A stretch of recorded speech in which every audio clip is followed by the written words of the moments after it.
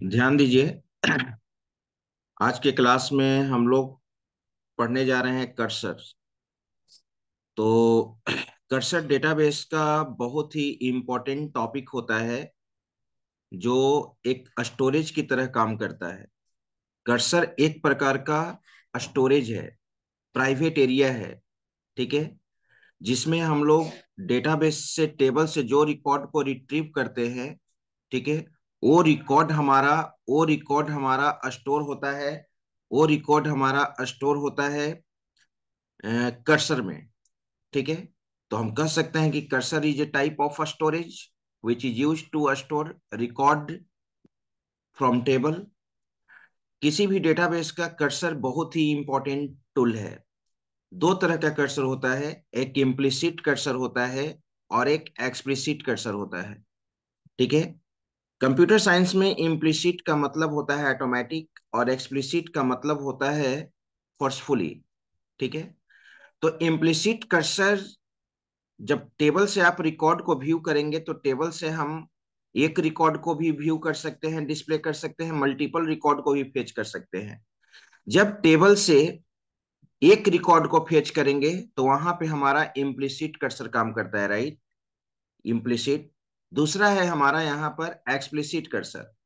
अगर किसी भी टेबल से मोर देन वन रिकॉर्ड को फेच करते हैं तो उसको हम लोग बोलते हैं एक्सप्लिसिट कर्सर। तो कह सकते हैं कि implicit cursor at a time एक रिकॉर्ड को होल्ड करता है और एक्सप्लिसिट कर्सर मल्टीपल रिकॉर्ड्स को होल्ड करता है। तो इम्प्लिसिट कर्सर और explicit cursor, implicit cursor by default work करता है। इम्प्लिसिट कर्सर को इम्प्लिसिट इसलिए कहा जाता है इसको कि इसको डिक्लेयर करने की कोई जरूरत नहीं है। ठीक है, इम्प्लिसिट कर्सर को डिक्लेयर करने की कोई जरूरत नहीं है। और एक्सप्लिसिट कर्सर जब हम लोग यूज करेंगे तो कर्सर को डिक्लेयर करना पड़ेगा, कर्सर में रिकॉर्ड को फेच करना होगा। कर्सर जब रिकॉर्ड को रिट्रीव करेगा टेबल से तो यानी कर्सर को ओपन करना होगा। कर्सर से फिर रिकॉर्ड को फेच करेंगे लूपिंग के थ्रू, क्योंकि वहां पर क्या है, मल्टीपल रिकॉर्ड्स है। ठीक है, अगर इम्प्लिसिट कर्सर का बात करें हम तो this type of cursor is mainly use to store only one record at a time. It does not need for declaration. Implicit implementation of implicit cursor है यहाँ पे। बिगिन सेक्शन, आप जानते हैं एसक्यूएल सर्वर में कैसे प्रोग्रामिंग करते हैं। हम लोग यहाँ पर एम्प्लॉय आईडी एक वेरिएबल मैंने रखा है, एक नेम रखा है, एक पोस्ट रखा है, एक यहाँ पे सैलरी रखा है। ओके, एम्प्लॉय आईडी में वैल्यू मैंने यहाँ पर पुट कर दिया है 1। ठीक है, हम चाहते हैं कि जो भी टेबल में रिकॉर्ड अवेलेबल है उसमें एम्प्लॉय आईडी में यहाँ पर मैंने वैल्यू सेट कर दिया है 1। अगर उस एम्प्लॉय का रिकॉर्ड अवेलेबल है तो वो रिकॉर्ड शो करना चाहिए।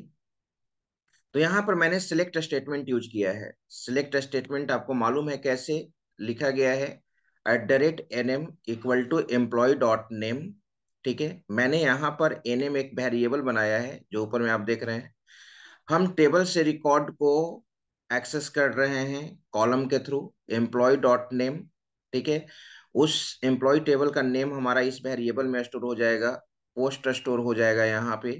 ठीक है, ये एक्चुअल में डेटाबेस में हमारा एम्प्लॉय नाम का टेबल बना हुआ है और उसका कॉलम नेम यहाँ पे पोस्ट है। उस पोस्ट का वैल्यू कॉपी होकर हमारा इस वेरिएबल में आएगा जो मैंने यूजर डिफाइंड वेरिएबल डिक्लेयर किया है। उसी तरह से सैलरी भी आएगा, कहाँ से, एम्प्लॉय टेबल से। ठीक है, और पार्टिकुलर रिकॉर्ड को रिट्रीव करना है जिसका एम्प्लॉय आईडी, ठीक है, 1 है। तो मैंने सेट किया वेयर क्लॉज के through employ dot E M P I D @eid। Okay, तो टेबल से वैल्यू रिट्रीव होकर इस वेरिएबल में चला गया, एक रिकॉर्ड गया है। अगर मल्टीपल रिकॉर्ड्स को अगर एक्सेस करना है तब तो हम वहां पर एक्सप्लिसिट कर्सर का कॉन्सेप्ट यूज करेंगे। ठीक है, अब यहाँ पे आप देख रहे हैं कि अब इस रिकॉर्ड को प्रिंट कराना है तो employ ID equal to cast method use करते हैं। आप जानते हैं कि प्रिंट के द्वारा जो भी स्टेटमेंट एग्जीक्यूट होते हैं, प्रिंट होता है, वह स्ट्रिंग टाइप का होता है। तो कास्ट एक प्री डिफाइंड फंक्शन है जिसमें मैंने एम्प्लॉय आईडी को जो इंटीजर टाइप का है किस में कन्वर्ट कर लिया, वैरिएबल में कन्वर्ट कर लिया। ठीक है, नेम में यहाँ पर ये एनएम, ये ऑलरेडी स्ट्रिंग टाइप का है, पोस्ट है, और सैलरी आप कास्ट की तरह हम कन्वर्ट फंक्शन के थ्रू भी हम कन्वर्ट कर सकते हैं। ठीक है, कन्वर्ट फंक्शन के थ्रू भी हम किसी भी डेटा टाइप को दूसरे डेटा टाइप में कन्वर्ट कर सकते हैं। तो मैंने सैलरी जो इंटीजर टाइप का था उसको किसके थ्रू कन्वर्ट कर लिया, वैरिएबल के थ्रू कन्वर्ट कर लिया। ये है हमारा इम्प्लिसिट कर्सर का कॉन्सेप्ट। आगे फिर हम लोग नेक्स्ट क्लास में फिर देखेंगे एक्सप्लिसिट कर्सर क्या होता है।